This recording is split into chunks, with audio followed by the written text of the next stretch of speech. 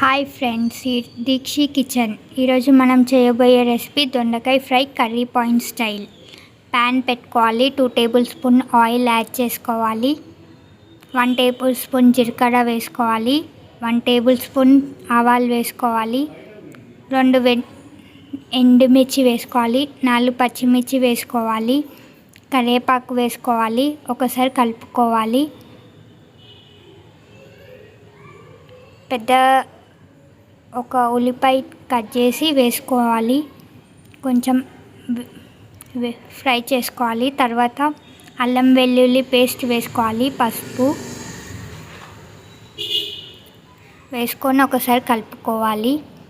ఉల్లిపాయ వేగిన తర్వాత దొండకాయలు మనం ఇలా చిన్న నైస్గా కట్ చేసుకొని దొండకాయలు మొత్తం వేసుకోవాలి. నేనైతే ఇక్కడ 1/2 kg దొండకాయలు తీసుకున్నాను. టేస్ట్ తగ్గట్టు సాల్ట్ యాడ్ చేసుకోవాలి.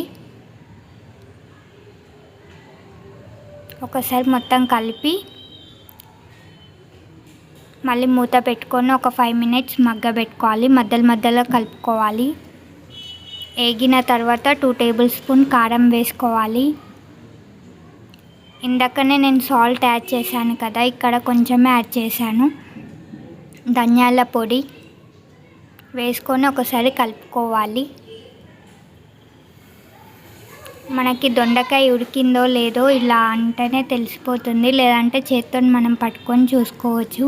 ఎంతో సింపుల్గా చేసుకునే దొండకాయ ఫ్రై. కొత్తిమీర వేసుకోవాలి. లైక్ చేయండి, షేర్ చేయండి, కామెంట్ చేయండి, సబ్స్క్రైబ్ చేయండి.